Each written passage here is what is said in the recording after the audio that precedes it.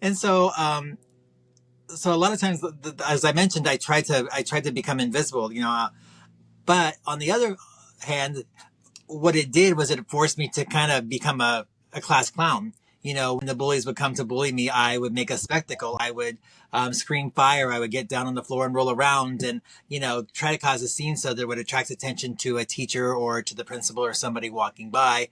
And then eventually kind of got to the point where some of the kids were like, that guy's crazy. Don't pick on that kid because he's gonna cause a scene. And then I just started to learn different ways to avoid it. If I was always getting bullied at a certain time, then I made sure that I was not there at that particular time. I would change my schedule so that I didn't encounter the bullies when I normally would. So if I was always getting bullied after third period at my locker, I wouldn't go to my locker after third period. I'd wait till fourth period, or I'd go some other time. And so I kind of learned. But then, of course, I would go home. And then I had an alcoholic stepfather who he would fly off the handle. And so I spent a lot of time in my room trying to avoid that.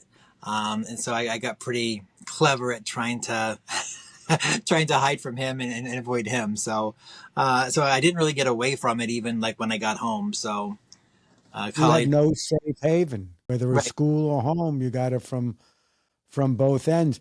And the interesting is when you said you did these performances to try to hide.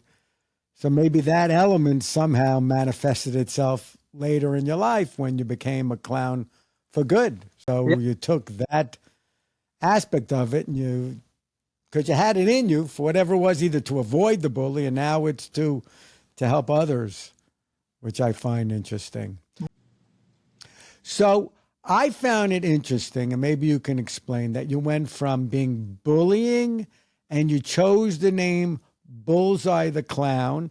Any relationship to the word bull and bull in both, or is there another reason why you came up with the name? Actually, so I think that when somebody's bullied, people call you names and they do all kinds of things to get to you. So as they're calling you names, it's like they're flinging arrows at you.